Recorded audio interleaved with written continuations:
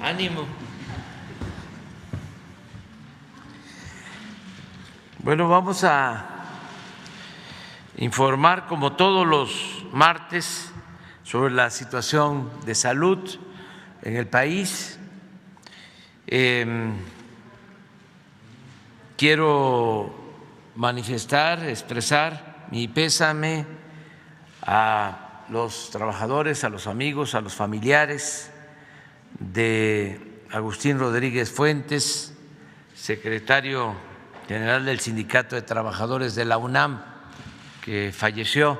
Agustín lo conocí y estuvo como dirigente durante varios años del sindicato de la UNAM y siempre en una postura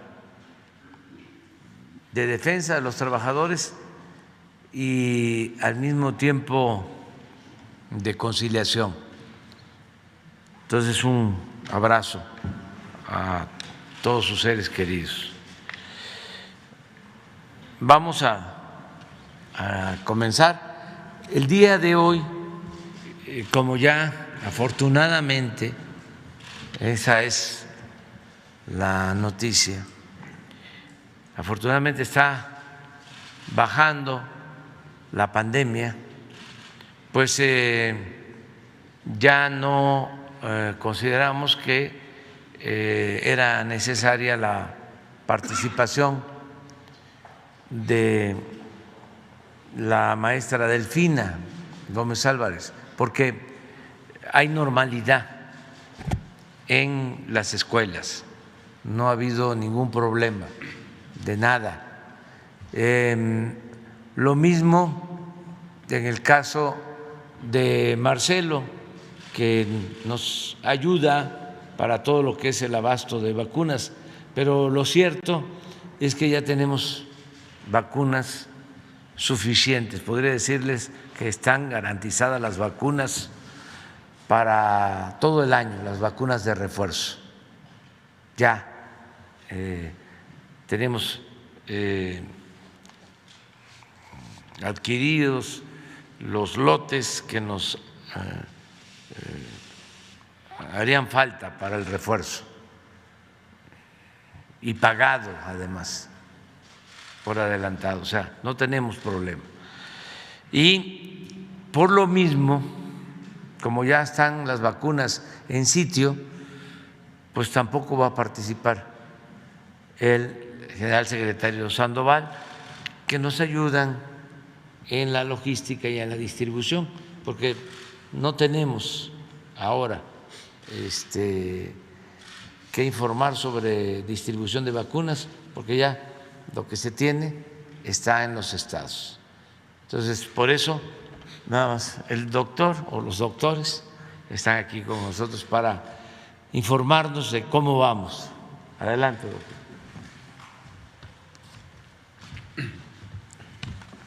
Con su permiso, señor presidente, muy buenos días a todas y todos ustedes. Los saludo con el afecto de siempre. Y como ustedes ya oyeron, es oportuno tener esa visión de la pandemia, que bueno, de la vacunación, pero no podemos olvidar y por lo tanto continuamos con el compromiso de estar informando sobre los medicamentos adquiridos por el sector salud para nuestro país. Y como pueden ver en la imagen, y ustedes ya conocen los elementos de la compra consolidada, ahora se han distribuido 646 millones de medicamentos y material de curación. En la siguiente se muestra que entre febrero y marzo recibiremos 137.205.500 2.597 piezas, derivadas de la extensión contractual de las compras del 2022, con lo que se garantizará el abasto del primer semestre. La compra del INSABI y de la UNOPS garantizarán un abasto mayor del 95% de las claves solicitadas para el primer semestre. Asimismo, en la siguiente, pueden ver ustedes que en los últimos 7 días se entregaron 9.115.299 piezas de medicamentos y de material de curación, estando en tránsito 7.963.954 piezas. En la siguiente, durante la semana del 13 al 19 de febrero, se distribuyeron 344.450 piezas de equipo de protección personal en 6 entidades. Así, la distribución acumulada en el primer bimestre de este año es de 2.868.986 piezas.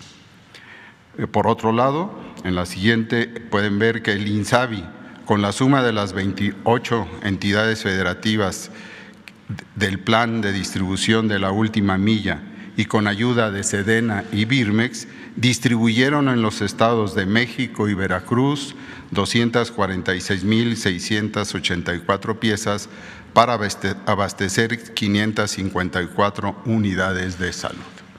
En las siguientes imágenes también informamos sobre medicamentos. En este caso, en la primera, que COFEPRIS liberó el 10 de febrero cerca de 14,000 piezas de medicamentos para el cáncer, fabricados en Argentina, 13,293 de ciclofosfamida y 626 de topócido, todas de calidad, seguras y eficaces.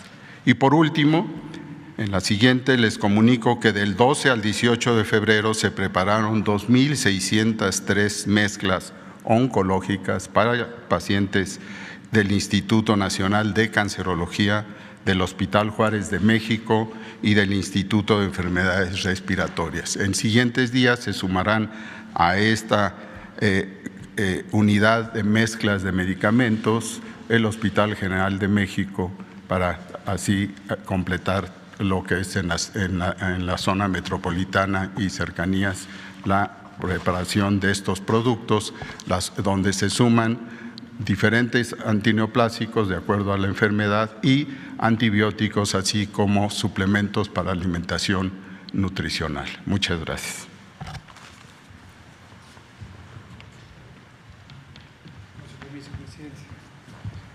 Con su permiso, maestro. Vamos a comentar sobre la epidemia. Como ya señala el presidente, las noticias han sido muy positivas durante ya un mes consecutivo, con reducciones en la intensidad epidémica y con avances muy sustanciales en la cobertura de vacunación, particularmente en los refuerzos, donde estamos teniendo una gran velocidad de aplicación. Si me pasan la primera, vamos a visualizar hoy con cierto detalle, aprovechando que tenemos un poco más de tiempo, cada entidad federativa, cómo ha estado la epidemia en cada entidad federativa. Vamos primero por el panorama general nacional. Esta es nuestra misma curva epidémica de agregación semanal, solo que ahora la pusimos en forma de columnas en vez de línea, pero es la misma idea. Como pueden ver ustedes, la altura o la cantidad, no, si me permiten me paso para allá, como van a ser varias curvas. Sí. Muchas gracias. Con su permiso, presidente. Aquí lo que quiero aprovechar para hacer notar es las 4 curvas epidémicas, los 4 ciclos de epidemia de COVID-19 en México, y en esta ocasión aprovecho para que ustedes visualicen, qué amable, lo que en su momento destacamos como una curva plana. No quisiera perder la ocasión de que la vuelvan a visualizar 2 años después, cuando hablamos de que aplanamos la curva en el inicio de la epidemia. Esta curva es evidentemente más plana que cualquiera de las otras 3, no se diga la más reciente. ¿Cuál fue en su momento la importancia estratégica de este aplanamiento de la curva mediante las medidas de la Jornada Nacional de Sana Distancia?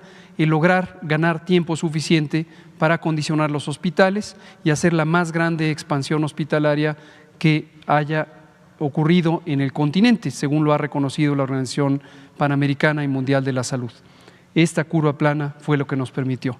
Vámonos al contraste con la curva número 4, segunda, tercera, cuarta, que es la de Omicron, donde tuvimos una gran cantidad de casos, pero como en su momento lo dijimos, desde finales de noviembre, cuando se conoció esta variante del virus, había signos de que iba a haber una propagación muy grande, pero poca intensidad en términos de enfermedad grave, y así se comportó, así lo fuimos anunciando cada uno de los días.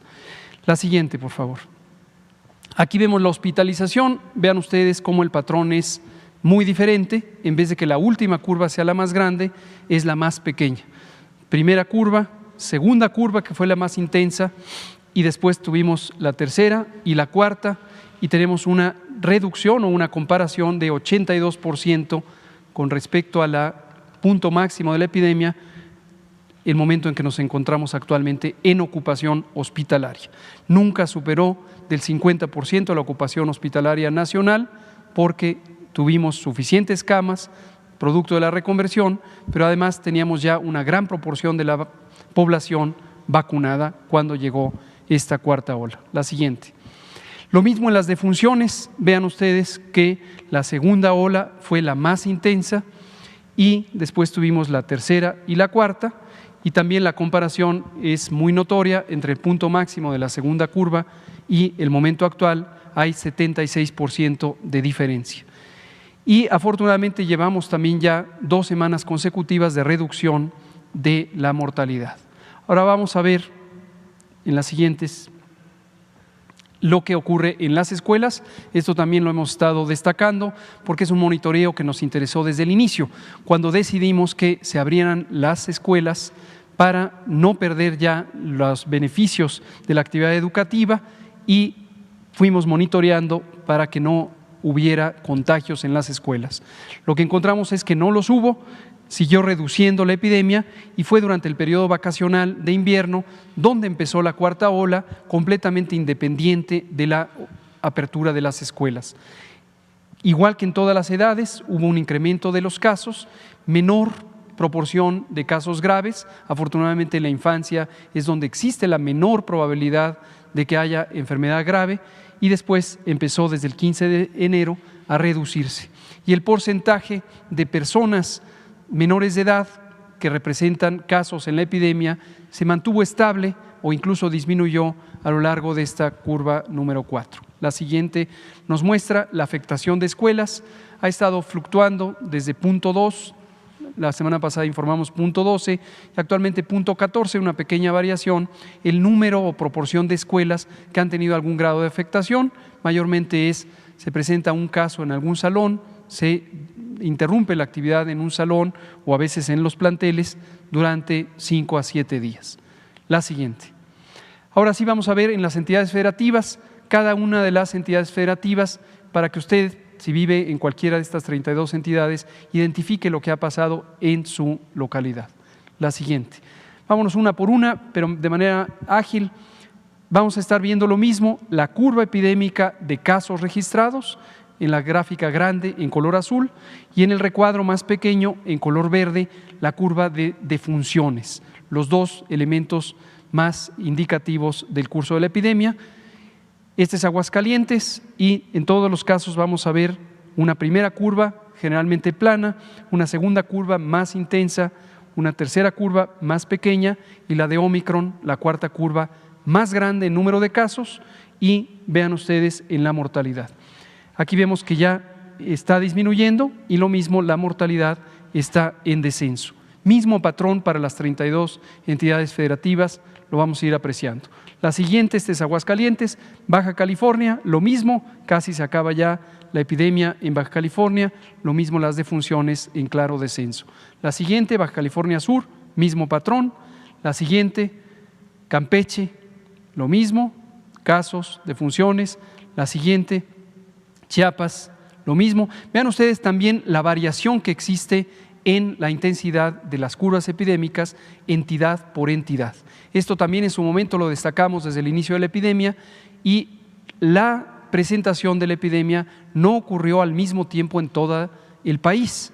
Esto es lo que en su momento dio lugar al semáforo de riesgo COVID como un mecanismo diferenciado de estimar el riesgo epidémico, la probabilidad de que haya resurgimiento de la epidemia o complicaciones en cada entidad federativa. Y recordar también, aprovecho en los recordatorios, que cada autoridad sanitaria está representada por los gobiernos de las entidades federativas y las decisiones específicas de cómo, cuándo y dónde implantar las distintas intervenciones de la estrategia nacional quedaron sujetas a la responsabilidad de las autoridades sanitarias estatales. Por eso, cuando se habla de la estrategia y se identifica lo que hizo el gobierno federal, hay que tomar en cuenta que su impacto directo dependió también de la efectividad, la oportunidad y la eficiencia con que las autoridades estatales, que son autoridades sanitarias de acuerdo a la Ley General de Salud, implantaron esas medidas. Este es el caso de Chiapas. La siguiente, Chihuahua, lo mismo, en descenso. La siguiente, Ciudad de México, también en claro descenso. Vean ustedes las defunciones en la Ciudad de México, siguen el patrón nacional. Progresivamente tuvimos una reducción en las defunciones y hemos destacado la Ciudad de México como una de las entidades, quizá la que más tuvo retos para el manejo de la epidemia, pero también la que tuvo el más amplio programa de salud en las localidades y también la primera que logró la cobertura absoluta de vacunación y que tuvo la más amplia campaña ahora con los refuerzos, que hasta el momento sigue siendo la puntera. La siguiente, Coahuila en descenso. La siguiente, Colima, lo mismo.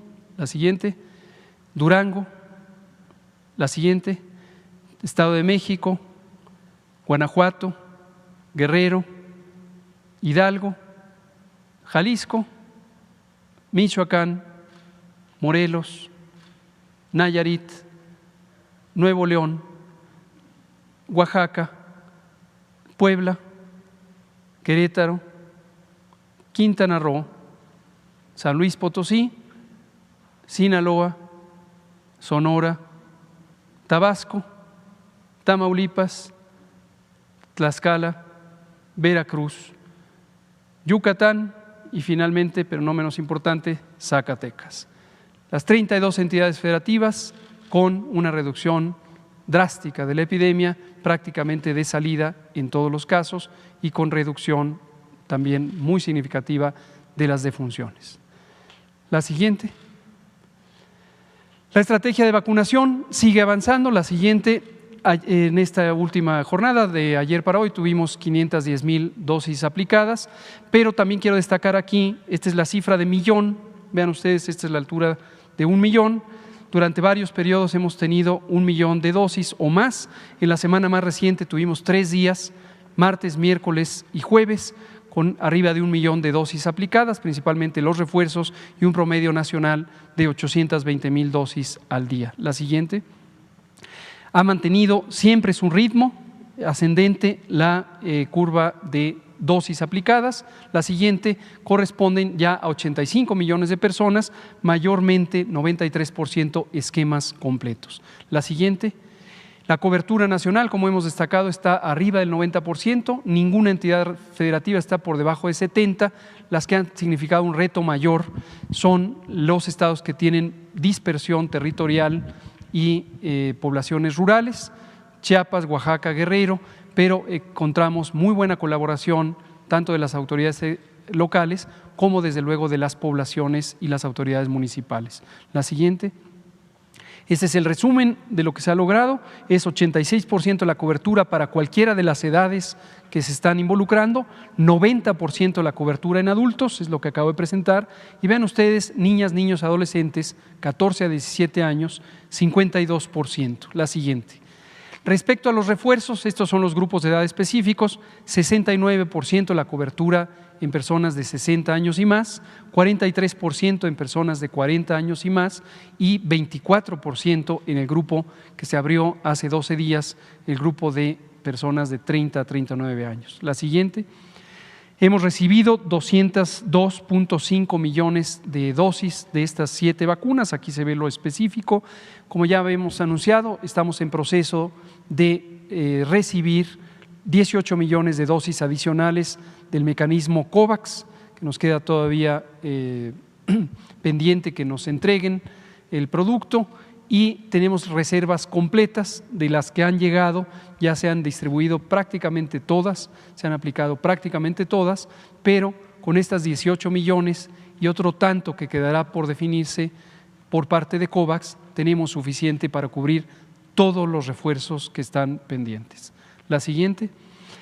El último mensaje es un recordatorio. Ya abrimos todo el registro, todo el preregistro para niños, niñas y adolescentes de 12 a 14 años, si tienen las enfermedades crónicas que aumentan el riesgo de COVID grave y que hemos anunciado repetidamente, 15 años en adelante, tengan o no tengan alguna condición de salud, y personas adultas 18 años en adelante.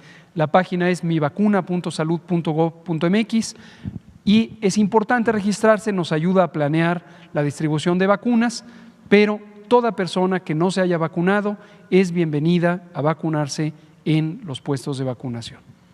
Muchas gracias, presidente. Con permiso.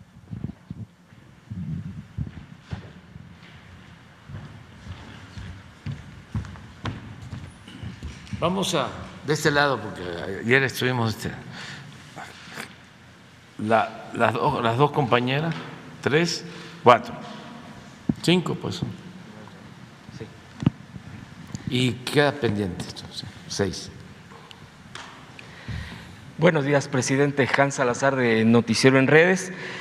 Preguntarle, el día de ayer ya hubo una auditoría respecto a esta empresa estadounidense Baked, donde se acusaba el conflicto de interés con respecto a su hijo. Sin embargo, ya está descartado esto por parte de la empresa, ya de hecho se ha hecho una auditoría, ya se expresó el día de ayer esto, y sin embargo, bueno, hay una insistencia mediática por parte de los interesados que han estado acusando lo contrario. Sin embargo, a pesar de que se han dado pruebas muy concretas, por ejemplo, el propio contrato de esta casa, el tema de los pagos, etcétera, sigue insistiendo todo este tema. E incluso se habla de que no se ha variado en esto, sin embargo, se insiste.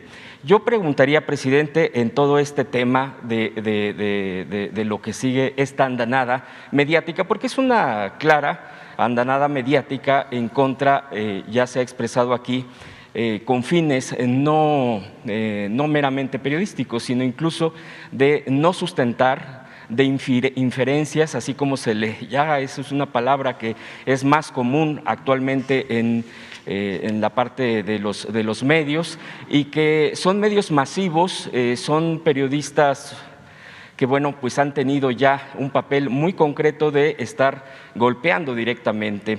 Pero también aquí está el entramado de un conjunto de organismos, incluso internacionales.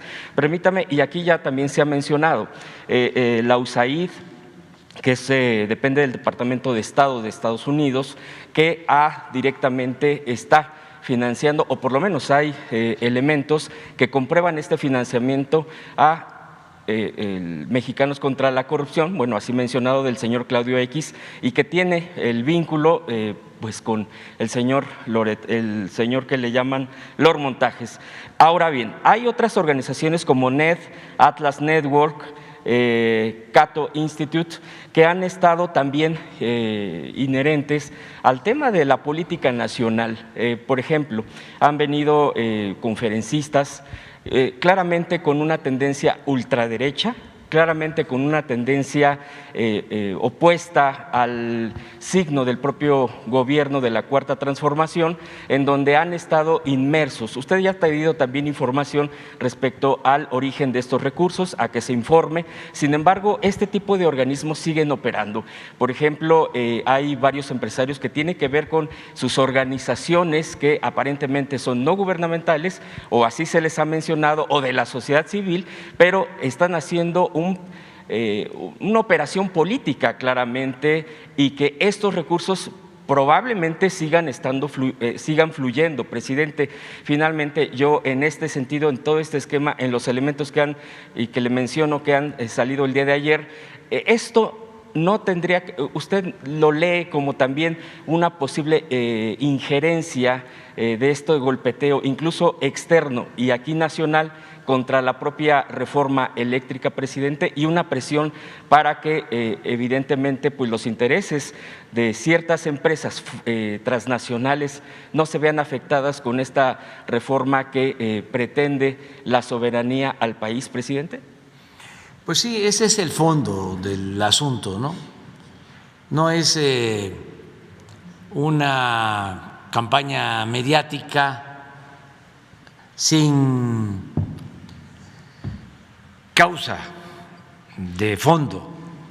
Es una campaña mediática porque nosotros tenemos una postura política y estamos enfrentando a un bloque conservador. Yo agregaría corrupto, a una mafia de poder que dominó el país durante 36 años. Entonces, ni siquiera es un asunto personal o periodístico, es una disputa por la nación. A veces se gana el gobierno, pero no el poder. Y aquí sí, es una lucha de poder con dos concepciones distintas. La concepción nuestra es que el poder solo tiene sentido y se convierte en virtud cuando se pone al servicio de los demás. Y la concepción de ellos de poder es distinta, es acumular dinero por los medios que sean, sin escrúpulos morales de ninguna índole, y actuar de manera clasista, racista, discriminatoria, no tenerle respeto al pueblo, ya no hablemos de querer al pueblo. Entonces, son los dos proyectos, pero esto viene de tiempo atrás. Nosotros los hemos enfrentado durante años. Claudio X González, hijo, pues trae la escuela del padre, que fue el que encabezó la guerra sucia en el 2006. Era presidente del Consejo Coordinador Empresarial. Llegó a decir que si yo ganaba, no descartaban la posibilidad de actuar como en 1973, cuando se llevó a cabo un golpe de Estado, cuando Pinochet. Es lo mismo. Yo recuerdo una reunión convocada por empresarios en el 2006 en Valle de Bravo, y Claudio, hijo, me cuestionó por mis posturas, y ahí salió lo de la venta de Banamex, de que no habían pagado impuestos, y que si no habían pagado impuestos era porque así estaba la ley. Y les respondí que no era un asunto legal, sino moral. ¿Cómo vendían un banco en 12,000 millones de dólares y no pagaban un centavo de impuestos? Pues esa es la misma historia. Está hablando de 2006, pues ya lleva más de 15 años. Y siempre los hemos enfrentado, siempre los hemos enfrentado. Y ellos han contado con los medios de información y han estado financiando campañas con ese propósito. Y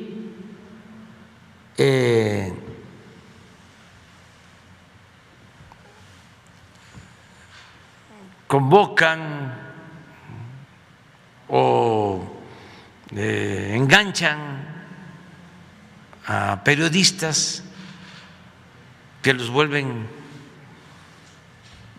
mercenarios.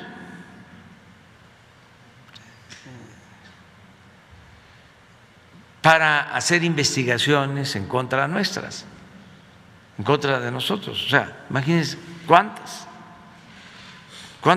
tiempo. Videos, hay un video de la campaña pasada sobre populismo, financiado también por ellos. Y todos estos periodistas, en los últimos tiempos, los contratados por Claudio X González, pues surgen del Reforma, algunos hasta de El Proceso, toda la mayoría del Reforma, estos que hacen la investigación. Este que hizo la supuesta investigación de la casa de José Ramón viene de AM, de León, que es el equivalente al Reforma. De Guanajuato. De Guanajuato.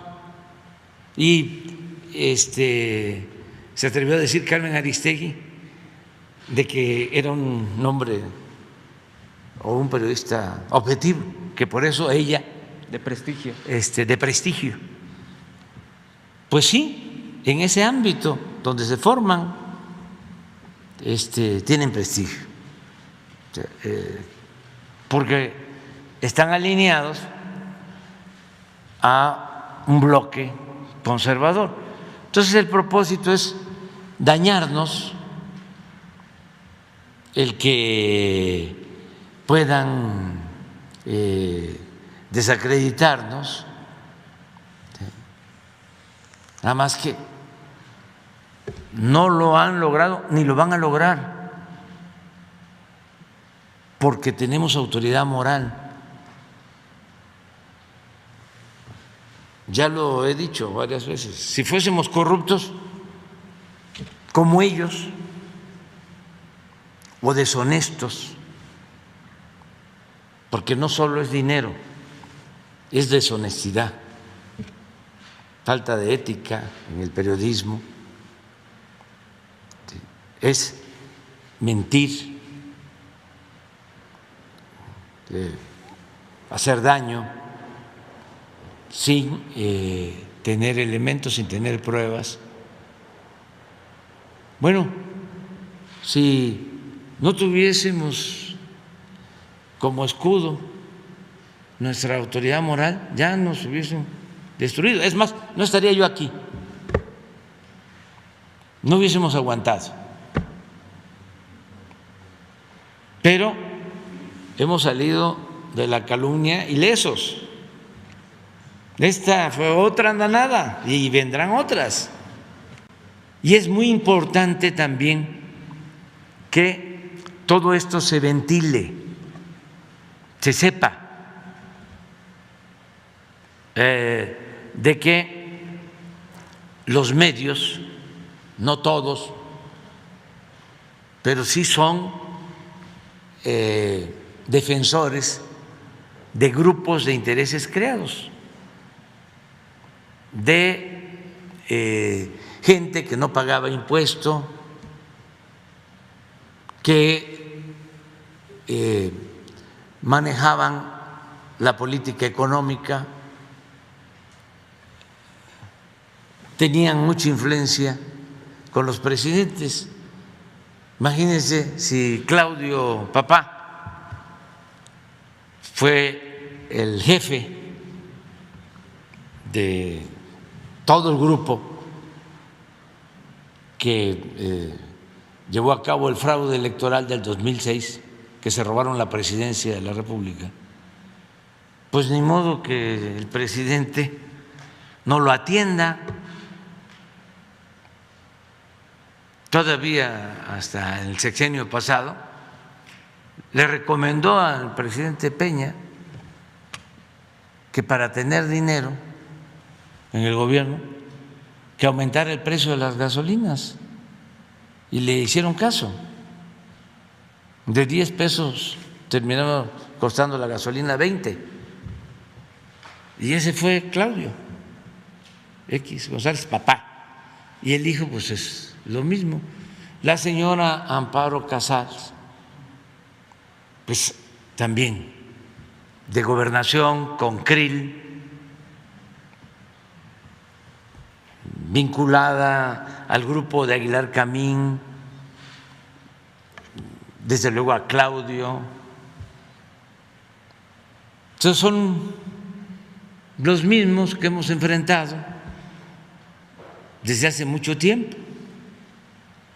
Lo que ahora está quedando de manifiesto es de que pues no son independientes ni neutrales, ni centristas, ni socialdemócratas, ni moderados. No, están en el bloque conservador y corrupto en este país. Y acerca de la intervención de Estados Unidos, pues es muy lamentable, pero también desde hace tiempo se ha venido dando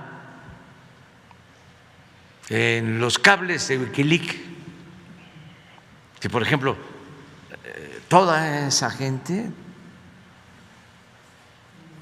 todos esos periodistas, ninguno demanda la libertad de Assange, de Wikileaks, que lo tienen preso. Ninguno, porque en sentido estricto pues no son periodistas, no enfrentan pues al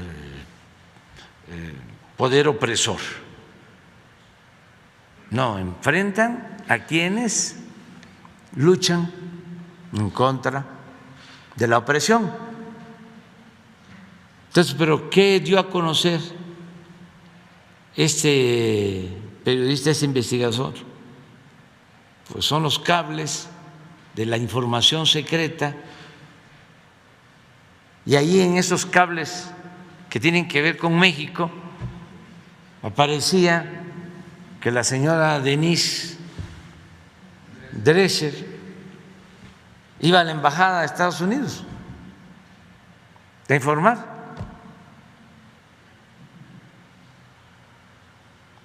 Entonces, ¿qué me puede sorprender? Que ahora siga con esa postura, o que pertenezca a un grupo que recibe dinero del gobierno de Estados Unidos, como este grupo de Claudio X González, de la señora Casals. Pues es lo mismo. Yo lamento mucho que el gobierno de Estados Unidos no cambie su política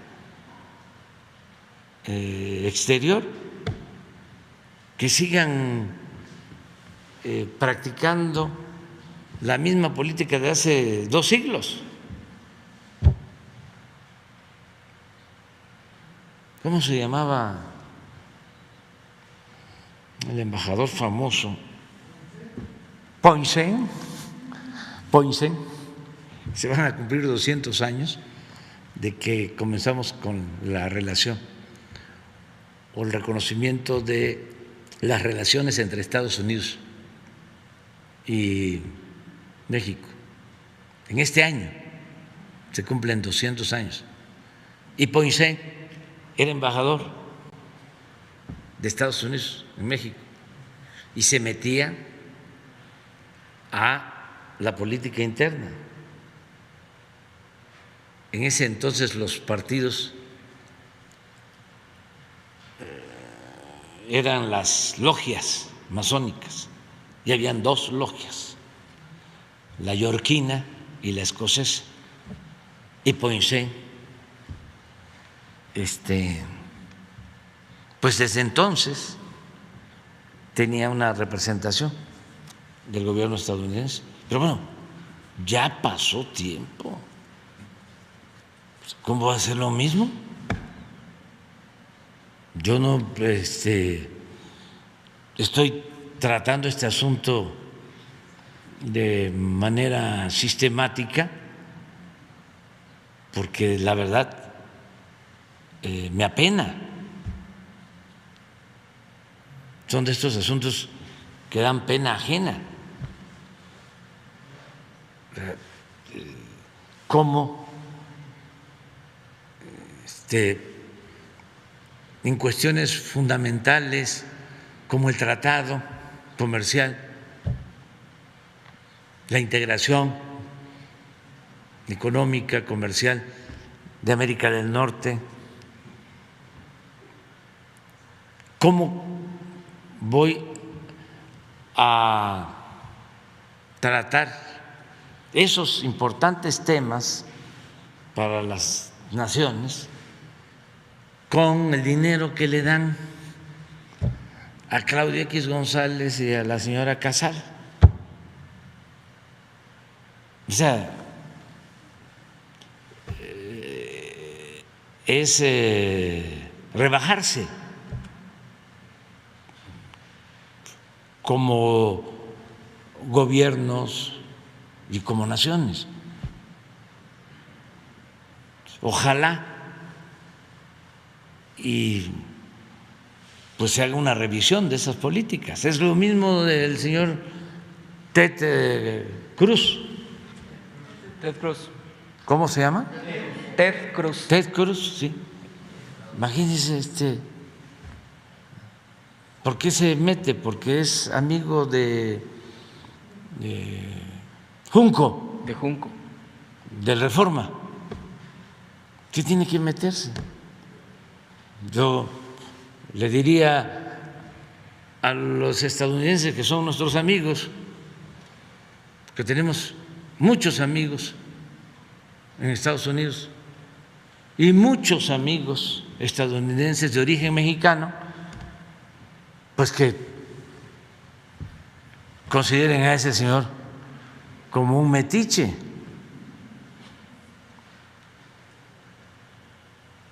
Que está auspiciando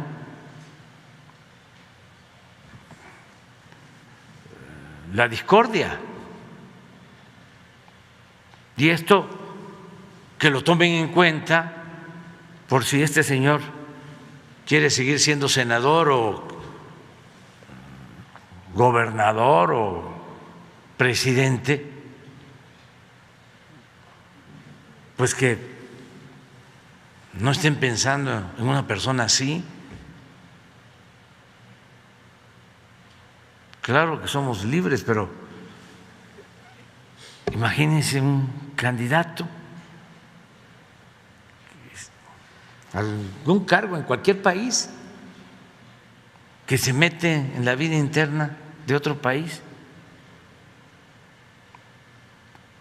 Entonces, a mis amigos estadounidenses, a nuestros paisanos, pues que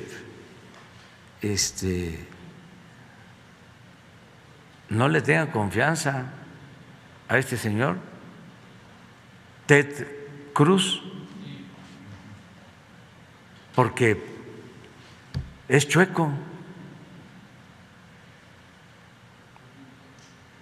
Así de claro. Presidente, ¿es guerra híbrida lo que está? ¿Manden? ¿Usted ve también que este esquema es la guerra híbrida en contra del gobierno de la 4T? Sí, es una especie de golpismo mediático. Esto lo aplican en todo el mundo. Cuando hay un líder, un dirigente, un gobierno que defiende los intereses del pueblo y que no se somete al dominio oligarca, siempre tratan de socavarlo, de disminuirlo, y para eso pues son las campañas, ¿no? Imagínense esto último, de que hay un conflicto de intereses, casi hice un acuerdo con una petrolera para que le rentara una casa a mi hijo.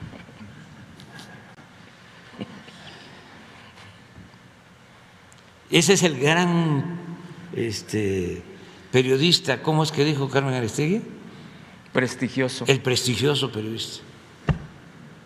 Pero desde luego, como esa mentira se repite y se repite y se repite y se repite,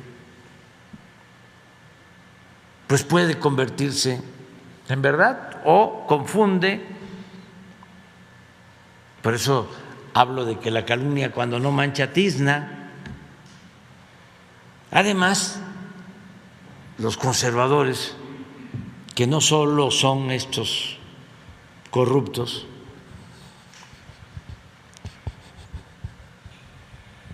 tranzas,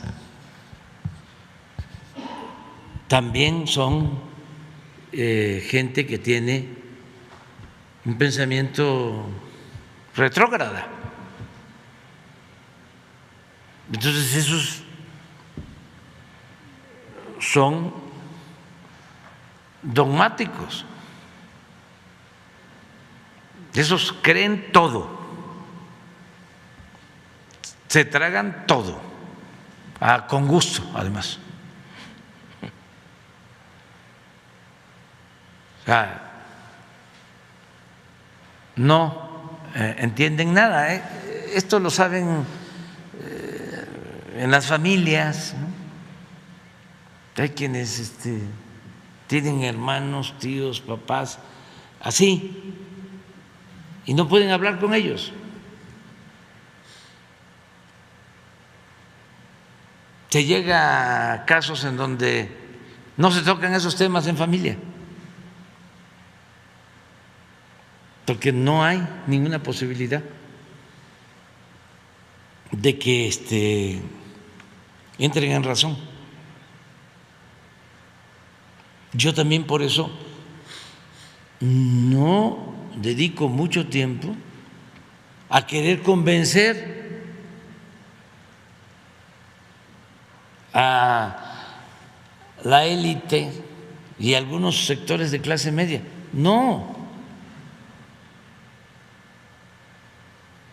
Les digo, como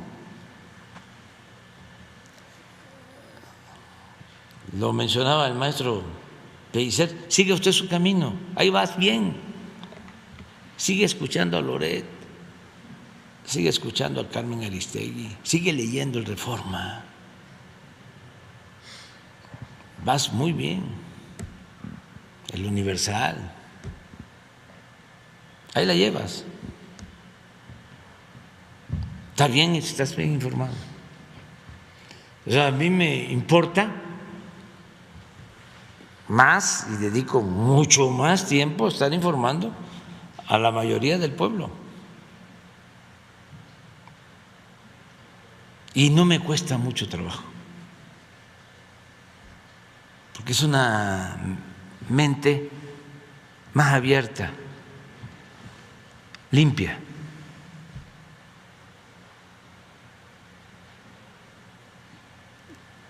Y desde luego muy leales.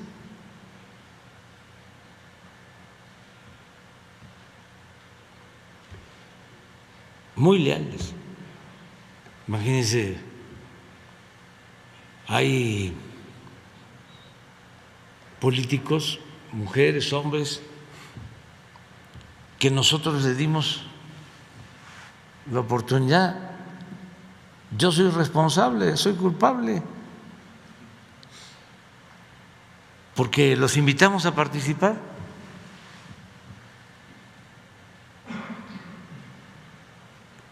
Y sin nada, sin haberles hecho nada,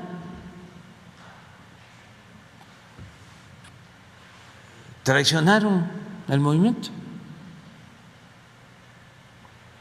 Eso no pasa con la gente humilde, con la gente pobre. Yo a veces digo, ¿y esta señora que me quiere meter a la cárcel? ¿Qué le hice? Si lo único fue que cometí a lo mejor el error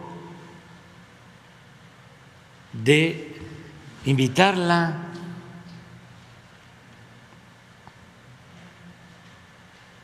pero ¿en qué la dañé? No, en nada. Es un pensamiento conservador. También lo entiendo, pero eso es lo que está sucediendo. Ahora, no hay que desaprovechar el momento que estamos viviendo. Esto nunca se había presentado. Son tiempos interesantes, son momentos estelares en la historia política del país. Y significan cambios, es transformación. Lo que tenemos que buscar es que continuemos aún con la guerra sucia sin caer en la violencia. Nada más. Pero como la gente está tan informada, tan consciente, como lo hemos dicho, el que actúa mal queda en evidencia.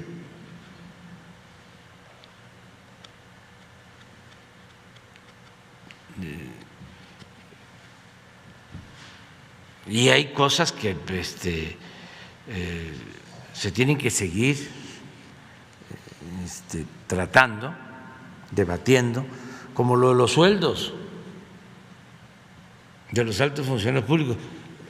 Seguirle la pista al dinero. Ahí está la clave.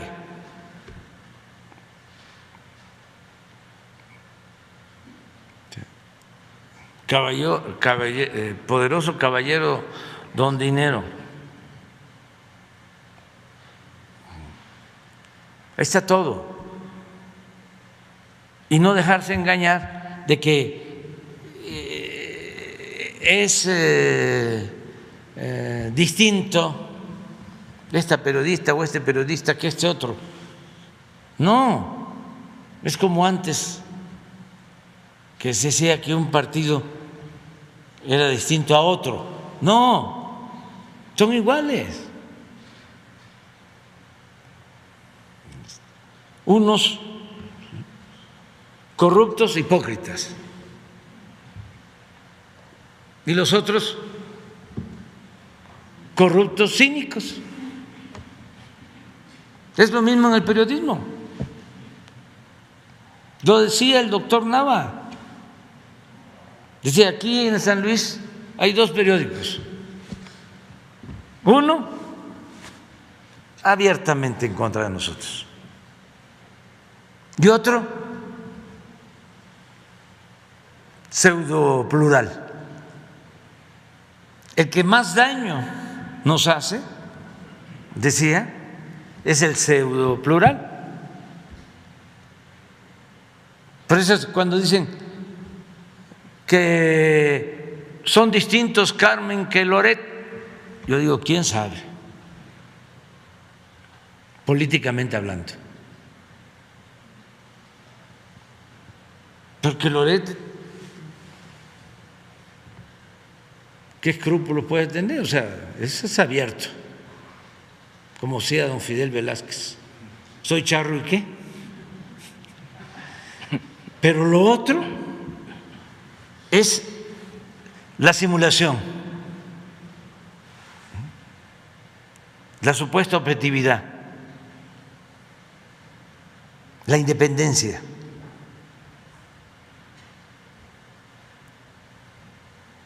Entonces, en momentos de definición, eso no, en términos políticos.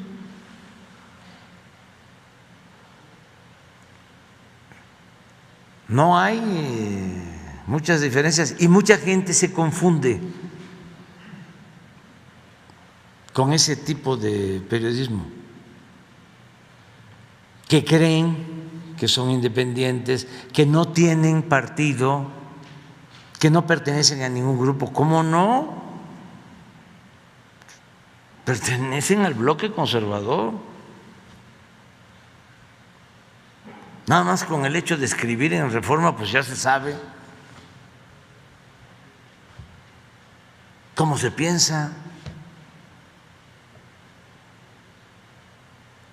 ¿O hay algún escritor en Reforma que opine distinto a la línea editorial del Reforma? Ahí estaba Lorenzo Meyer, pero ya no está ahí. Todos los demás, todos, ahí son más claros. ¿Sabe? Conservadurismo. En lo Universal, durante mucho tiempo, mantuvo una línea editorial interesante porque sus notas informativas a favor del régimen. Yo creo que desde que se fundó el Universal, en la época de mi paisano Pallavicini, que estaba vinculado a la empresa petrolera El Águila. Todavía creo que es su símbolo, ¿no? El águila, la empresa. Y bueno, con el tiempo, pero ahí escribía el ingeniero Berto Castillo y varias gentes de izquierda y gente consecuente. Entonces tenían la parte editorial era, vamos a decir, plural. Escribía gente pues honesta. Pero la línea del periódico en lo informativo pues era completamente apegada al régimen, de subordinación al régimen. Y algo todavía conservan porque ahí están los moneros, cuando menos Helio Flores, sí, que yo y puede ser que esté escribiendo alguien ahí 1 o 2, pero todavía algo, ya muy poco, porque últimamente les apretaron a todos y me mandaron a decir algunos de que ya les pedían de que se lanzaran en contra de nosotros, pero todavía hay algo ahí. Bueno, con Helio ya es. Y está Meyer también, Lorenzo, los domingos Lorenzo Meyer. Y Lorenzo Meyer, Los sí, domingos. sí, pero en el Reforma nada.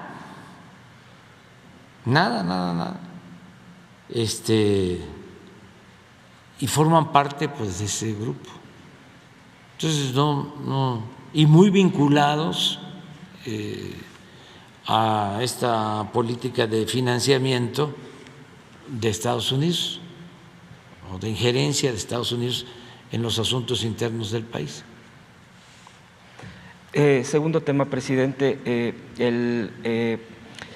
hay la empresa Euskadi que existió hace mucho tiempo, La Llantera, bueno, pues tuvo un proceso que usted seguramente conoce de los trabajadores que estuvieron en lucha incluso por décadas. Llegaron a formar tenían un sindicato muy fuerte de defensa de sus derechos, de honestidad.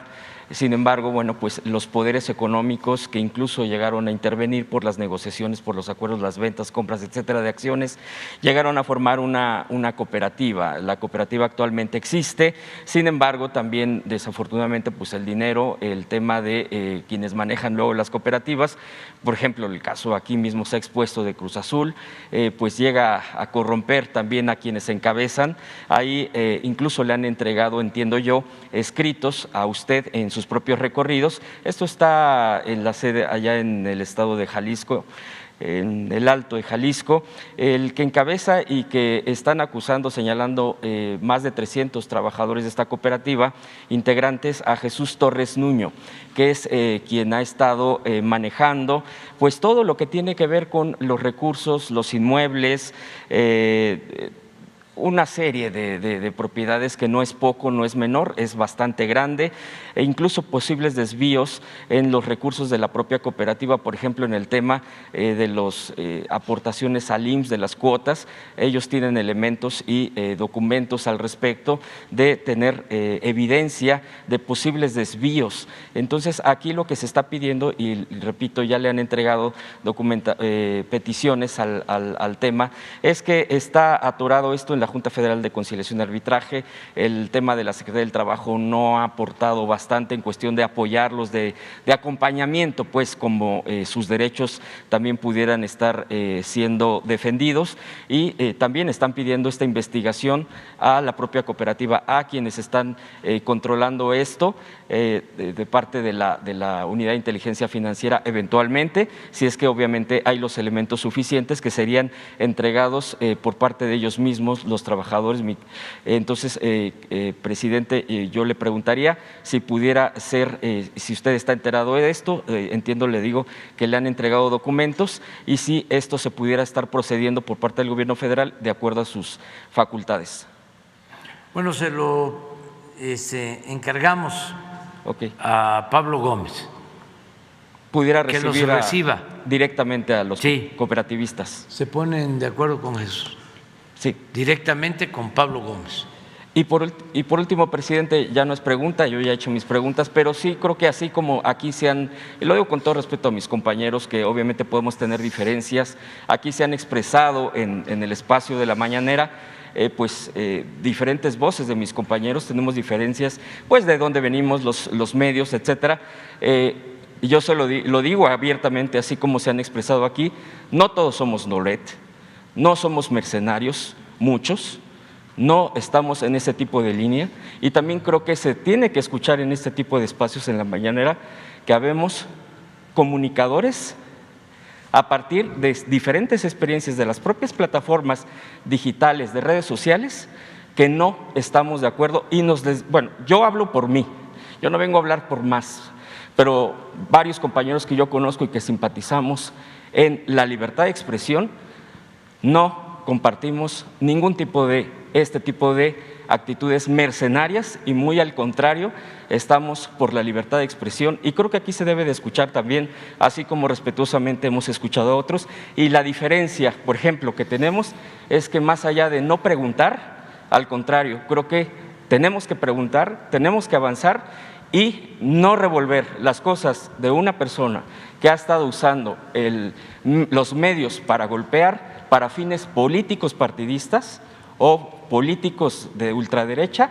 También habemos otro tipo de comunicadores que estamos abriendo otro tipo de espacios, presidente, y por eso solamente lo expreso aquí, solamente que quede obviamente pues escuchada esa voz. Gracias, presidente. Sí. Mire, nosotros sí sabemos distinguir, o sea, la mayoría de los periodistas no tiene nada que ver con lo que estamos hablando. Ya hablé, ya. A ver, que levanten la mano quienes conocen a Claudio X González. Es otra cosa, es otro mundo. Sí. Eso es arriba. Sí. Y pues no tenemos nada nosotros en contra del periodismo, que es un noble oficio. Esos son intereses. Sí. Y de manera muy especial, además de los que abiertamente actúan como mercenarios, que les pagan para eso. Por eso me interesa en que den a conocer cuánto ganan, que nos vamos a ir de espalda. Les puedo probar que hay quienes reciben 15 millones de pesos mensuales.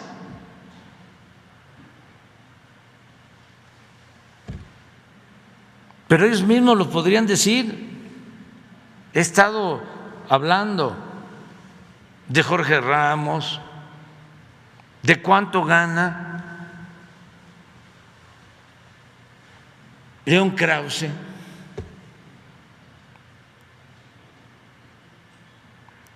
¿Y por qué lo señalo a ellos?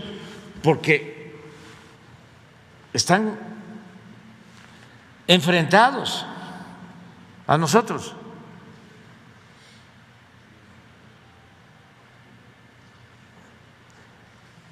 Les pagan para eso. Pero a ver, finado, ¿no? Joaquín López Dóriga, y Ciro, y Loret. Te estoy pidiendo que me autorice para que yo dé a conocer de que obtiene nada más de ingresos 35 millones de pesos al año. 35.200.000 que los tengo documentados. No lo puedo dar a conocer, mostrar las pruebas porque… Y también decirle a Carmen Aristegui que no es cierto de que ella no está ni a favor ni en contra mía. No es cierto, está en contra mía. Para hablar claro. Y no habría ningún problema que estuviese en contra mía si yo no formara parte de un movimiento de millones de mexicanos que queremos llevar a cabo una transformación en el país.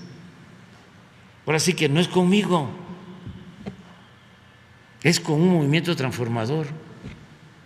Si ella no cree en eso, es otra cosa, pero nosotros sí creemos en eso y luchamos por eso y defendemos esa causa.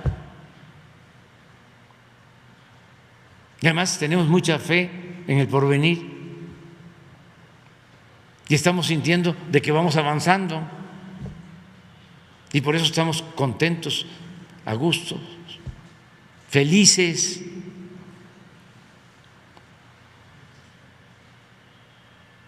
Entonces, que también entienda que no es un asunto personal, que ella tiene un pensamiento y está sin duda alineada al bloque conservador, y nosotros estamos en contra de ese bloque conservador que consideramos ha sido el causante de las desgracias de la mayoría de los mexicanos. Así, pero con los periodistas de ninguna manera. Miren, yo llegué a vivir al Palacio porque aquí vivió y murió Juárez, y vivo en un departamento, y les diría modesto para como vivían antes. Sí, es un palacio, pero yo ocupo un departamento que tenía de descanso Calderón y Peña. Como yo en campaña hablé de que quería vivir aquí,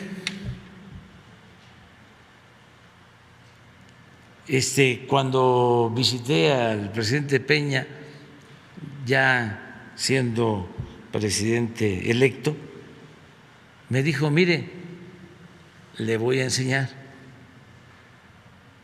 Y ya me mostró el departamento. De ahí vivo. Me costó un poco de trabajo convencer a Beatriz. Pero bueno, lo primero que hice fue separar el área histórica y con muebles de Hacienda, sin comprar nada, hicimos la primera sala de juntas, no la sala de junta histórica, donde aprendieron al presidente Madero, que mañana lo vamos a recordar, ni el despacho, sino en la parte que manejaba el Estado Mayor, vamos a decir ya impactada, no los salones. Y la primera sala que algún día les voy a invitar, bueno, les invito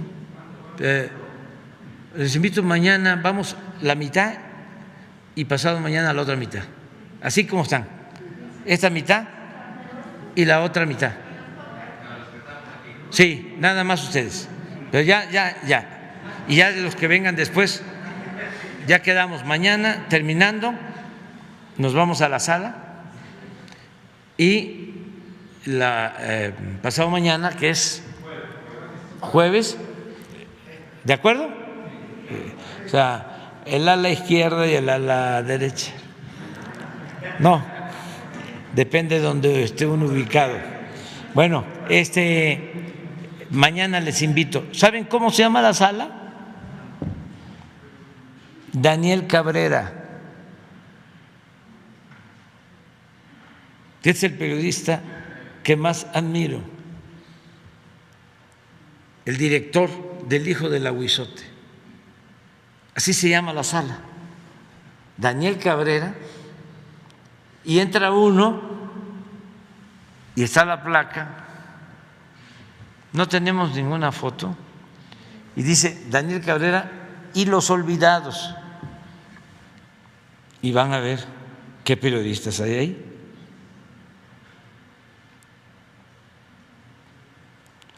Desde luego, nada que ver con integrantes de medios de información que se han formado pues en el esquema de la política del poder y en los últimos tiempos en la política neoliberal. Entonces, mañana les invito. Entonces, para que es un poco por lo que él plantea, o sea, yo no estoy en contra de los periodistas. Yo estoy en contra de quienes se venden, se alquilan, ¿sí?, que están al servicio de estos grupos de poder y son grupos de presión, porque saben también para qué los usan, para sacar prebendas. Por ejemplo, esto de Loret, pues está demostrado de que tiene financiamiento de, ¿cómo se llama Latinus, vinculado con la venta de medicamentos a gobiernos. Entonces, ¿para qué usan ese periodismo? Pues para amedrar, para sacar provecho. Y además, si no se les dan concesiones, contratos, ahí va el reportaje en contra. Pero en fin, ya.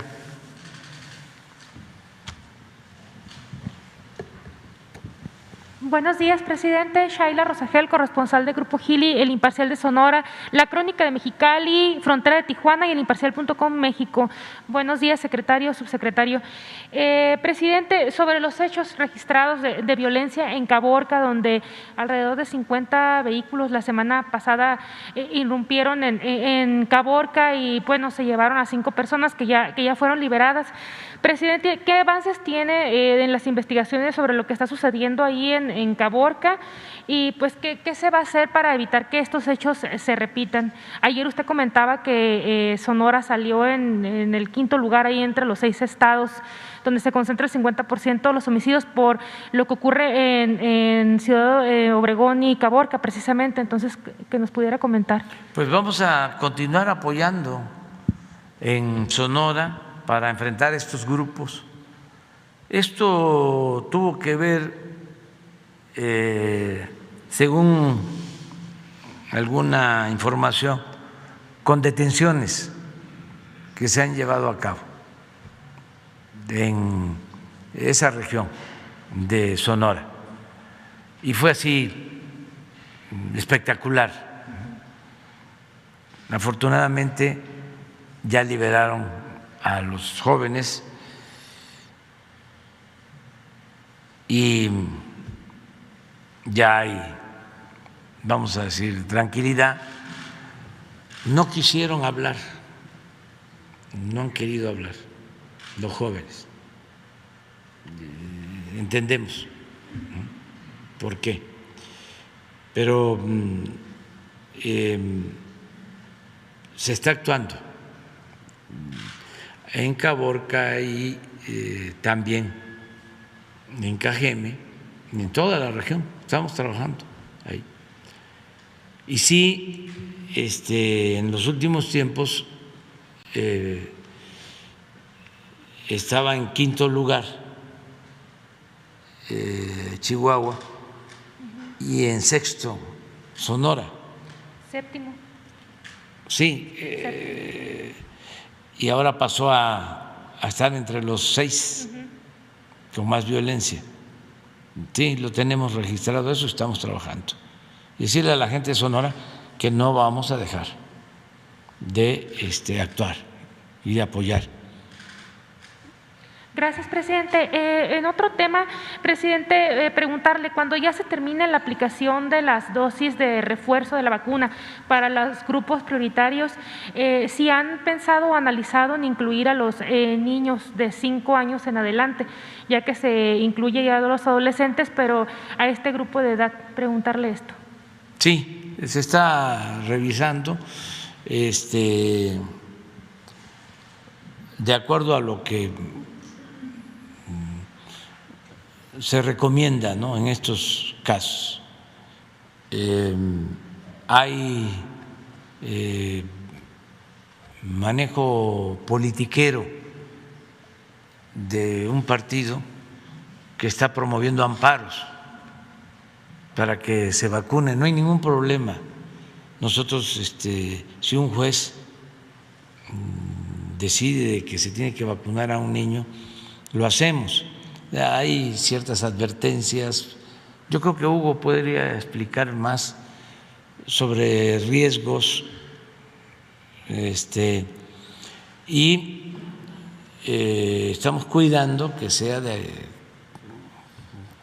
conformidad con el protocolo de salud, lo que recomienda la Organización Mundial de la Salud en estos casos, y que la vacuna se utilice bien, para todos, pero que se aplique a los más vulnerables, a los que pueden tener más riesgos. Esa es la política. Pero tú podrías explicar. Gracias, presidente, con gusto. Gracias, Shaila, por insistir en este tema. Con mucho gusto lo volvemos a explicar. En términos generales, las intervenciones de salud pública, las intervenciones de salud colectiva, tienen que tomar en cuenta el beneficiar no solamente a cada persona, sino al conjunto de las personas. A veces no parece fácilmente entendible que pudiera haber contradicciones entre la idea de esta persona en particular o esta o esta o esta versus comparado con todo el conjunto de la población.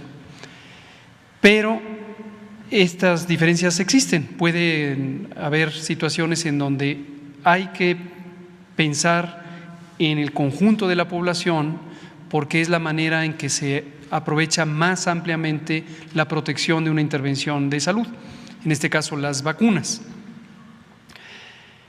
La Organización Mundial de la Salud y diversas comunidades técnicas y científicas de la salud pública en el mundo, y desde luego nosotros también lo analizamos con el apoyo de distintas comunidades académicas del país, todas hemos identificado cuál es la distribución del riesgo, de la probabilidad de tener complicaciones por COVID. COVID, como también hemos comentado desde que empezó la epidemia, es una enfermedad en donde la enorme mayoría, afortunadamente la enorme mayoría de las personas que se infectan por el virus SARS-CoV-2 no tienen enfermedad grave, cerca del 85–87%. Lo que tienen una enfermedad leve se autolimita, se resuelve espontáneamente por la respuesta del propio organismo. Pero hay un 15–12% que sí puede tener enfermedad de importancia, llegar a ser hospitalizada o desafortunadamente morir, como ha ocurrido en todo el mundo. Ahora, ¿quién tiene la mayor probabilidad de morir o de resultar hospitalizada o de requerir intubación? Las personas adultas, particularmente a partir de los 45 años en adelante, 46, 47, 48, hasta los 100 años o más. Conforme aumenta la edad, aumenta la probabilidad de que haya complicaciones. Por debajo de los 45 años, la probabilidad es todavía más baja, y más baja, y más baja, y más baja. Y el mínimo de probabilidad de complicación está precisamente en las personas, en los niños de 5 a 10 años. Tienen el mínimo riesgo de todo el riesgo posible de tener complicaciones. ¿Qué debe hacer uno cuando piensa científica, técnicamente en la salud pública? Debe cuidar que un recurso como la vacuna se utilice prioritariamente en las personas que tienen la mayor probabilidad de complicarse, porque cuanto más pronto uno proteja a esas personas, más pronto uno disminuye el peligro y más ampliamente disminuye uno el peligro. Si por presión social o por interés de grupo uno empezara a dispersar el esfuerzo en México, en cualquier otro país, entonces no se lograría el impacto que se puede tener de una intervención como la vacunación contra el virus SARS-CoV-2. Nunca hemos tenido resistencia u oposición a proteger a nadie. Nos interesa que todos, todas estén protegidos. Pero efectivamente la distorsión que se ha hecho en los medios, y desafortunadamente a veces eso crea un cerco informativo y la población se confunde porque le dan información falsa, torcida, distorsionada, nos quieren hacer aparecer como que somos Herodes casi, que no queremos a los niñas y niños. Eso es absurdo, eso no tiene ningún sentido. Pero tenemos que cuidar que el beneficio sea el más grande. Entonces, en este momento seguimos priorizando a los grupos de edad que tienen el mayor riesgo, como lo definimos desde el 8 de diciembre de 2021, cuando presentamos, de 2020, perdón, cuando presentamos aquí el programa de vacunación. Y esto es exactamente compatible con lo que hasta este minuto recomienda la Organización Mundial de la Salud, la Organización Panamericana de la Salud. Y si ustedes revisan los planes o las estrategias de vacunación de la mayoría de los países, van a encontrar la misma lógica técnica. Ahora, un último elemento, el jurídico. Efectivamente, esta intención de desvirtuar, de pervertir, de sabotear las estrategias de salud pública o las políticas de interés colectivo por personas en lo individual, tiene doble componente. Hay una parte que quiero volver a destacar, como lo hemos hecho muchas veces, nos parece completamente legítimo.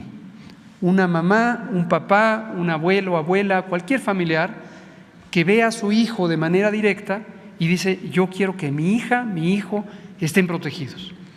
Totalmente legítimo, entendible, es un sentimiento natural, muy noble. No tenemos nada en contra de eso.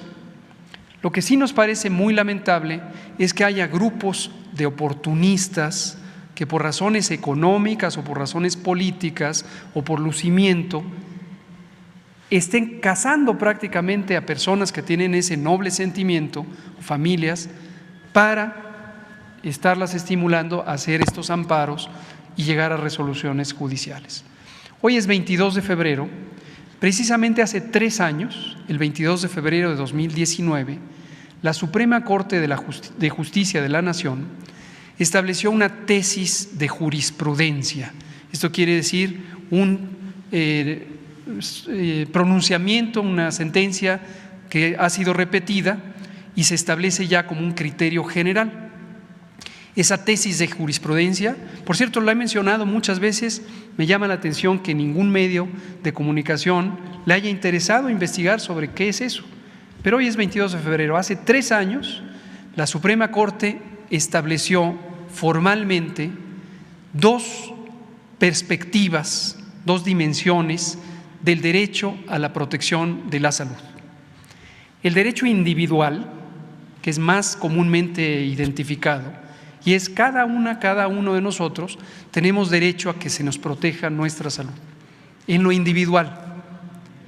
Pero la Suprema Corte de Justicia reconoció que hay otra dimensión y es la colectiva, la grupal. Y no solo eso, sino que estableció que si en algún momento entran en contradicción, lo grupal, lo colectivo, lo poblacional, tiene precedente. Precisamente porque también en términos jurídicos, si no hubiera un criterio general, a capricho o a capacidad de persuasión de los casos individuales, se estarían desviando las políticas, los programas, las estrategias que protegen al conjunto. Hace 3 años lo estableció la Suprema Corte de Justicia. A ver si alguien tiene curiosidad e investiga y revisa exactamente por qué también en términos jurídicos estamos procediendo conforme a la ley. Gracias, subsecretario. Nada más para precisar, Mi pregunta es si cuando ya se terminen de vacunar en vacuna de refuerzo a los grupos prioritarios, si están analizando que siguieran los niños de 5 años en adelante. Y también el presidente mencionó que están viendo o han visto algunos riesgos en la vacuna, o sea que ha sido como, si nos pudiera ahondar un poquito en eso. Gracias. Qué bueno. Gracias, Shaila Rosagel, por retomar este tema. Y espero que esto pase el cerco informativos, pero desde luego a través de ustedes. No tengo mucha esperanza que en los medios corporativos, como los que señalaba el presidente, vamos a encontrar esto. Seguramente lo que vamos a ver mañana en el encabezado es: López-Gatell insiste en que no se vacunen a los niños. Cuando uno piensa en una intervención de salud, la que sea, hay que sopesar dos elementos: el beneficio y el posible riesgo que pudiera conllevar. El beneficio está en proteger frente a, pensemos en esto, en el COVID, la probabilidad de tener enfermedad grave. Ya dijimos que si nos vamos a niñas, niños de 5 a 10 años, su riesgo es muy bajo. Entonces, la probabilidad de que haya beneficio es pequeña, porque el riesgo de entrada es muy bajo. Entonces, ya no agrega mucho más el vacunar. Las personas, las familias que de manera muy legítima tienen la preocupación por sus hijos, les vuelvo a decir con todo aprecio y respeto, no piensen en que las niñas y niños tienen el mismo riesgo que hemos visto y que nos ha marcado a todos con tristeza de las defunciones, las hospitalizaciones que ocurren en las personas adultas. Psicológicamente uno está pensando en lo terrible que ha sido la epidemia, uno voltea a ver a su hija o hijo y piensa que le va a pasar lo que ha pasado con esta epidemia, pero no, niñas y niños tienen un riesgo muy bajo, excepto por supuesto quienes tienen comorbilidades, y por eso llevamos ya meses vacunándoles con la vacuna contra el COVID. Ahora, por el otro lado, cualquier producto farmacéutico puede tener consecuencias. El riesgo también es muy bajo de que haya una complicación, afortunadamente, y si no, no se utilizaría la vacuna si no fuera segura. Pero cuando uno ya piensa en el balance de riesgo versus beneficio, cuando hay un bajo beneficio, puede ser que pese más el riesgo.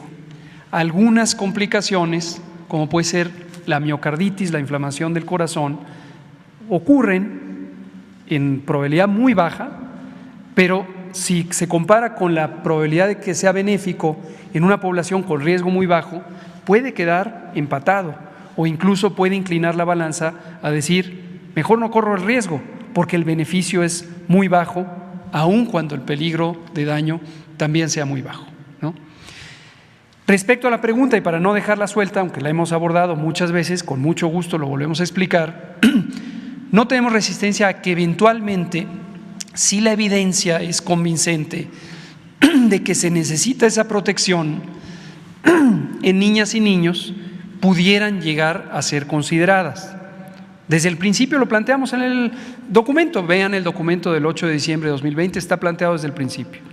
Pero eso lo vamos analizando de manera dinámica.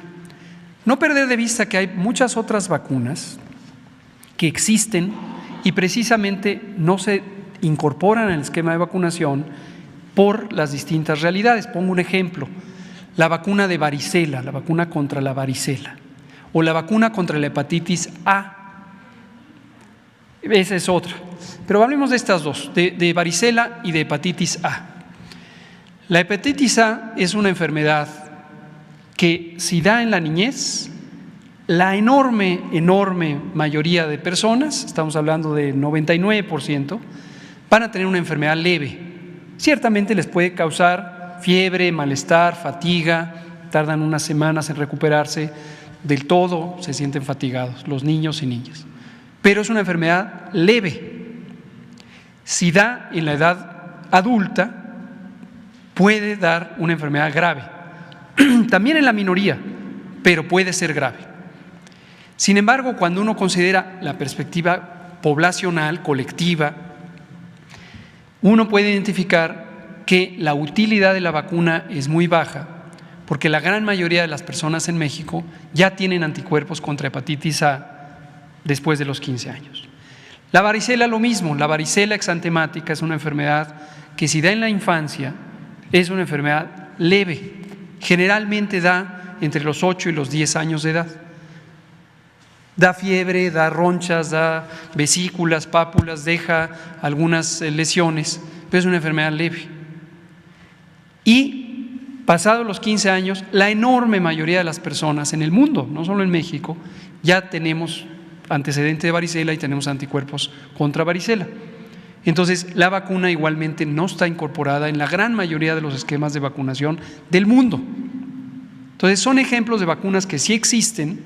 Si uno lo piensa en forma individual, uno diría, yo quiero tener esa vacuna. Pero uno tiene que pensar en la política pública general y el balance entre su utilidad, su riesgo y el beneficio general que puede dar. Gracias. Adelante. Gracias, presidente. Marco Antonio Olvera, de la revista Énfasis y del canal Marco Olvera Oficial en YouTube.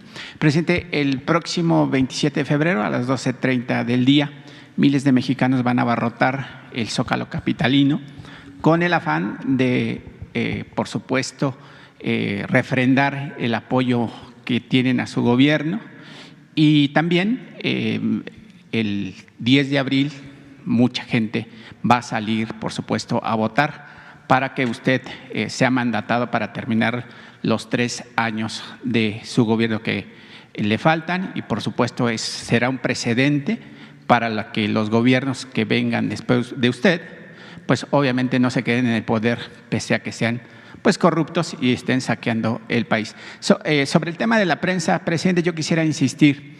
En los últimos días pues se ha venido desatando una guerra cibernética a través de Twitter, YouTube y demás medios de comunicación.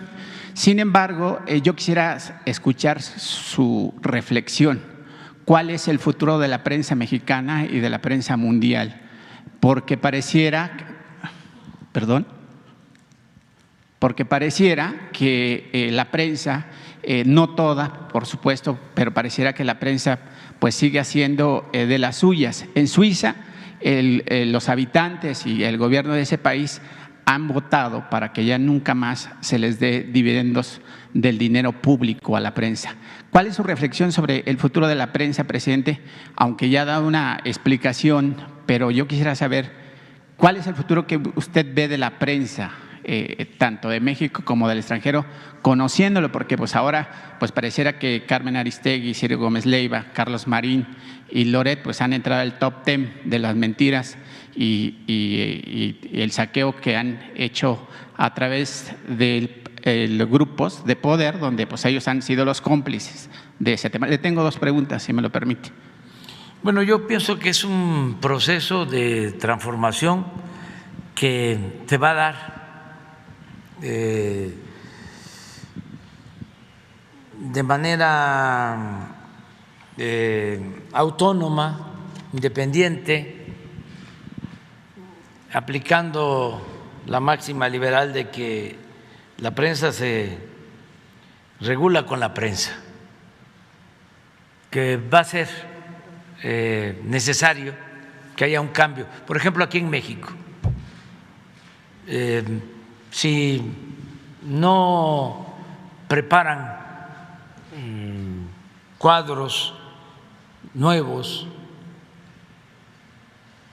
o le dan oportunidad a muchos periodistas nuevos que hay y siguen los mismos, pues cada vez van a tener menos credibilidad los medios, sobre todo los medios convencionales. O sea, porque ya de tanto mentir, pues pierden credibilidad. Entonces ya incluso a los que están detrás, a los que aportan el dinero, pues ya no les rinde Yo así veo las cosas.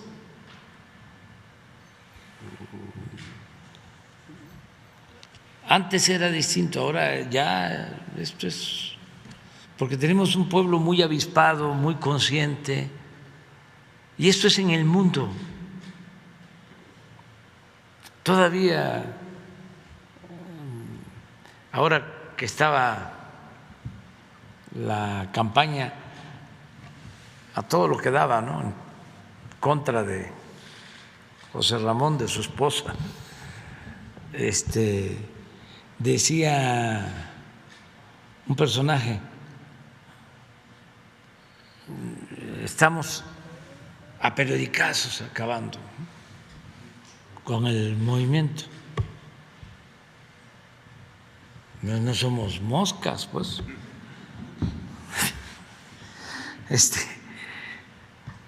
Pero se entusiasman con eso.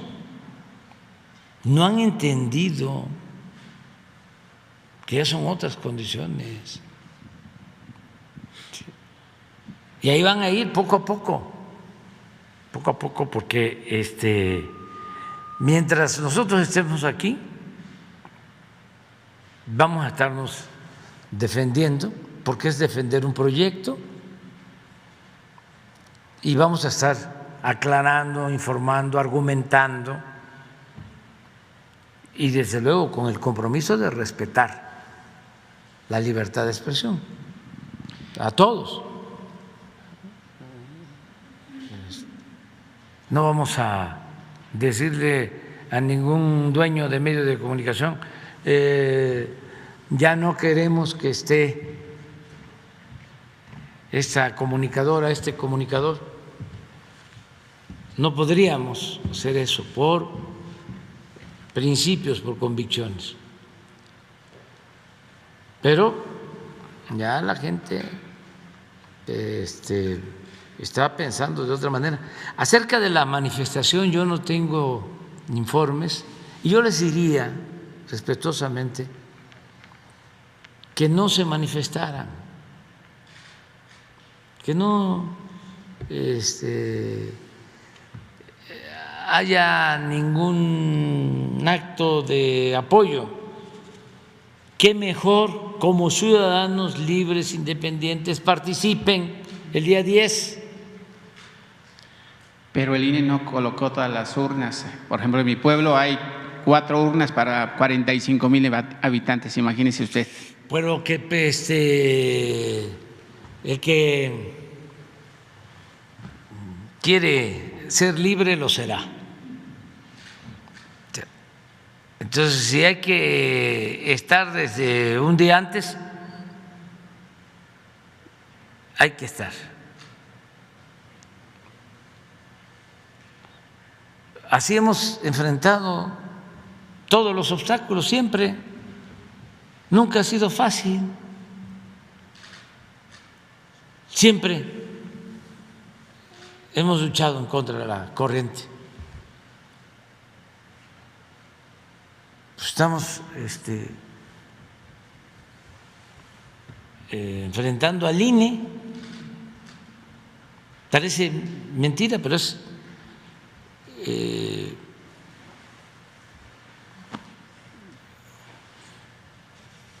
estar constantemente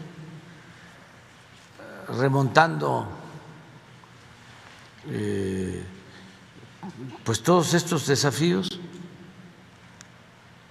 ¿Cuántas casillas se pusieron en la elección federal? ¿Ciento qué? 65,000. ¿Y ahora cuántas van a hacer? 55. Se van a poner como la mitad, como poco más. 30%. Sí. Pero no le hace. No le hace. Y todo es para que sigan teniendo los mismos sueldos, ¿no?, los consejeros, y que se sigan dando la gran vida, ¿no?, porque no pudieron llevar a cabo un plan de austeridad para poder instalar más casillas o llamar a las autoridades y a la gente para que se instalaran más casillas. No, porque lo están haciendo todo a regañadientes. No lo hacen con gusto, no les causa placer la democracia.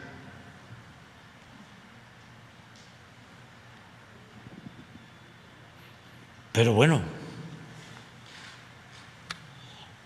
hay que confiar en la gente. Presidente, y ahorita que estaba usted diciendo que la prensa se regula con la prensa, ¿qué mensaje le daría a los dueños de los medios de comunicación? Porque los grandes medios no son reporteros, no son periodistas, son empresarios, son políticos y desgraciadamente pues la gente que salimos a la calle a reportear, a buscar la nota, pues tienen sueldos de escasos 10,000, 12,000, 15,000 pesos, cuando los conductores estelares o los columnistas pues ganan, pues ahí tiene Carlos Loret, 35 millones, Joaquín López Dóriga, imagínese, tiene un yate de 40 millones de pesos. ¿Qué reportero aquí sentado tiene un sueldo anual o no sé, para comprar un yate de esa cantidad? ¿Qué le diría a los medios de comunicación, a los dueños de los medios de comunicación? Porque muchos reporteros no tienen acceso al servicio médico, su casa no es propia, la rentan, muchos de ellos, otros apenas si alcanzan un crédito del Infonavit que lo terminan pagando 40 o 30 años después. Y por supuesto, muchos de los reporteros que andamos en la calle pues, son los que se llevan más el trabajo. Pues que ayuden. Nosotros estamos pensando en algo.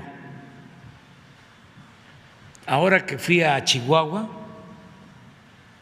para no plagiar la idea, un periodista, Rubén Villalpando, me hizo una propuesta. Tiene una iniciativa. Entre otras cosas, propone que destinemos un porcentaje del gasto de publicidad del gobierno para un fondo que permita que los periodistas tengan garantizado el derecho a la salud. Y creo que también a la pensión, ¿no? Y a lo mejor lo vamos a hacer. O sea, del gasto de publicidad del gobierno, un porcentaje se va a dedicar a eso. Y es una idea de él, pero tiene otras cosas. Entonces, en eso nos podrían ayudar los dueños de los medios, a que aporten algo para los periodistas que ganan muy poco y que no tienen seguridad social. Y a veces hasta he pensado, ¿cuántos de los periodistas machuchones viven de atacarme? Digo, ¿o cuántos reciben por atacarme? Millones. Claro. Imagínense que les pidiera yo que dieran un porcentaje para ayudar a los periodistas que ganan poco. ¿Cuánto juntaría? Pues porque para eso les pagan.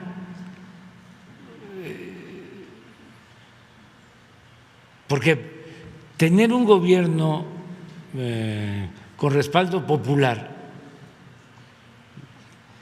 a ellos no les conviene, a los potentados. Ellos necesitan o tener peleles, empleados, o gobiernos debilitados, que siempre necesiten favores de ellos. Oye, échame la mano,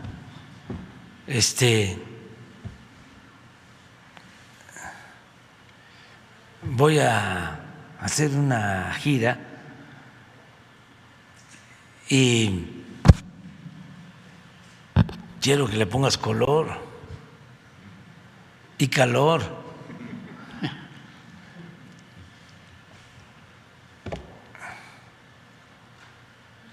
O en tus columnas. Tenía un amigo extraordinario, periodista, Rodolfo Peña, gran periodista, escritor, y escribía y tenía una sección que se llamaba precisamente Contracolumna. Era su contracolumna, porque lo que estaba de moda en ese entonces era la columna, y esa era la contracolumna, lo que no tiene que ver con la politiquería, lo que prevalecía. ¿Qué dicen ahora en esta columna? Habían columnas famosísimas y que recogían muchísimo dinero. Entonces, él escribía su contracolumna en donde trataba los asuntos pues que tenían que ver con los trabajadores, con el pueblo, con la gente, otro periodismo. Pero sí vamos a revisar eso y que pues les dé vergüenza. Además, ya saquearon bastante, ya que entiendan que son otros tiempos. Es que parece que no tienen llenadera. Ya no se va a poder seguir vendiendo las medicinas, ¿sí?, a precios elevadísimos, medicinas adulteradas, políticos vendiendo medicinas. Ya no se va a poder eso. Y no es porque estemos nosotros. Va a ser muy difícil, ya que se dediquen a otra cosa. Además, lo que tienen les alcanza para vivir a ellos, a sus hijos, a sus nietos. Entonces, ¿cuántas generaciones? Ya es una enfermedad que